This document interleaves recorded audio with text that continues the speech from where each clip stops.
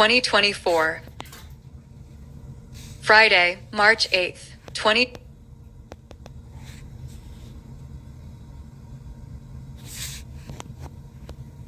Inside the most ridiculous jobs report in history, record 1.2 million immigrant jobs added in 1 month. By Tyler Durden. Friday, March 8th, 2024, 12:30 p.m. Last month we know that the January jobs report was the most ridiculous in recent history, but boy, were we wrong, because this morning the Biden Department of Goal-Seeked Propaganda, aka BLS, published the February jobs report. And holy crap, was that something else. Even Goebbels would blush. What happened? Let's take a closer look. On the surface, it was almost another blockbuster jobs report, certainly one which nobody expected, or rather just one bank out of 76 expected. Starting at the top, the BLS reported that in February the U.S. unexpectedly added 275K jobs, with just one research analyst from Daiichi Research, expecting a higher number. Some context. After last month's record 4 sigma beat, today's print was only 3 sigma higher than estimates. Needless to say, 2 multiple sigma beats in a row used to only happen in the USSR, and now in the US, apparently. Before we go any further, a quick note on what last month we said was the most ridiculous jobs report in recent history. It appears the BLS read our comments and decided to stop beclowing itself. It did that by slashing last month's ridiculous print by over a third and revising what was originally reported as a massive 353K beat to just 229K, a 124K revision, which was the biggest 1-month negative revision in 2 years. Of course, that does not mean that this month's jobs print won't be revised lower. It will be, and not just that month, but every other month until the November election, because that's the only tool left in the Biden admin's box. Pretend the economic and jobs are strong, then revise them sharply lower the next month, something we pointed out first last summer, and which has not failed to disappoint once. To be fair, not every aspect of the jobs report was stellar. After all, the BLS had to give it some vague credibility. Take the unemployment rate, after flatlining between 3.4% and 3.8% for 2 years, and thus denying expectations from Psalm's rule that a recession may have already started. In February, the unemployment rate unexpectedly jumped to 3.9%, the highest since February 2022, with Black unemployment spiking by 0.3% to 5.6%, an indicator which the Biden admin will quickly slam as widespread economic racism or something. And then there were average hourly earnings, which after surging 0.6% mom in January, since revised to 0.5%, and spooking markets that wage growth is so hot, the Fed will have no choice but to delay cuts. In February, the number tumbled to just 0.1%, the lowest in 2 years. For one simple reason, last month's average wage surge had nothing to do with actual wages and everything to do with the BLS estimate of hours worked, which is the denominator in the average wage calculation, which last month tumbled to just 34.1, we were led to believe, the lowest since the COVID pandemic, but has since been revised higher, while the February print rose even more to 34.3, hence why the latest average wage data was once again a product not of wages going up, but of how long Americans worked in any weekly period. In this case higher from 34.1 to 34.3, an increase which has a major impact on the average calculation.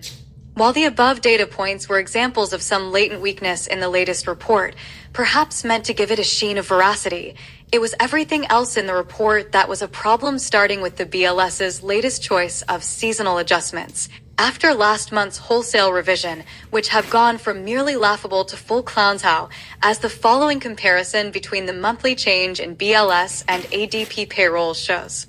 The trend is clear. The Biden admin numbers are now clearly rising, even as the impartial ADP, which directly logs employment numbers at the company level and is far more accurate, shows an accelerating slowdown.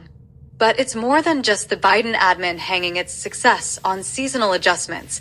When one digs deeper inside the jobs report, all sorts of ugly things emerge, such as the growing, unprecedented divergence between the establishment, payrolls, survey, and much more accurate household, actual employment, survey. To wit, while in January the BLS claims 275K payrolls were added, the household survey found that the number of actually employed workers dropped for the third straight month, and 4 in the past 5, this time by 184K. From 161.152K to 160.968K. This means that while the payroll series hits new all-time highs every month since December 2020, when according to the BLS, the U.S. had its last month of payrolls losses, the level of employment has not budged in the past year. Worse, as shown in the chart below, such a gaping divergence has opened between the two series in the past for years, that the number of employed workers would need to soar by 9 million to catch up to what payrolls claims is the employment situation. There's more. Shifting from a quantitative to a qualitative assessment reveals just how ugly the composition of new jobs has been. Consider this. The BLS reports that in February 2024, the U.S. had 132.9 million full-time jobs and 27.9 million part-time jobs.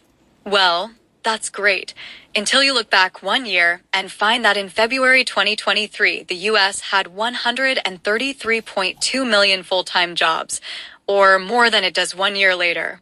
And yes, all the job growth since then has been in part-time jobs, which have increased by 921K since February 2023, from 27.020 million to 27.941 million. Here is a summary of the labor composition in the past year. All the new jobs have been part-time jobs. But wait, there's even more, because now that the primary season is over and we enter the heart of election season and political talking points will be thrown around left and right, especially in the context of the immigration crisis created intentionally by the Biden administration, which is hoping to import millions of new Democratic voters. Maybe the U.S. can hold the presidential election in Honduras or Guatemala. After all, it is their citizens that will be illegally casting the key votes in November. What we find is that in February, the number of native-born workers tumbled again, sliding by a massive 560K to just 129.807 million. Add to this the December data, and we get a near-record 2.4 million plunge in native-born workers in just the past 3 months. Only the COVID crash was worse. The offset? A record 1.2 million foreign-born. Read immigrants, both legal and illegal, but mostly illegal, workers added in February. Said otherwise, not only has all job creation in the past 6 years has been exclusively for foreign-born workers. Source: St. Louis Fed native-born and foreign-born. But there has been zero job creation for native-born workers since June 2018. This is a huge issue, especially at a time of an illegal alien flood at the southwest border, and is about to become a huge political scandal because once the inevitable recession finally hits, there will be millions of furious, unemployed Americans demanding a more accurate explanation for what happened, i.e., the illegal immigration floodgates that were opened by the Biden admin. Which is also why Biden's handlers will do everything in their power to ensure there is no official recession before November, and why after the election is over, all economic hell will finally break loose. Until then, however, expect the jobs numbers to get even more ridiculous. 164,333,666. More economic stories on Zero.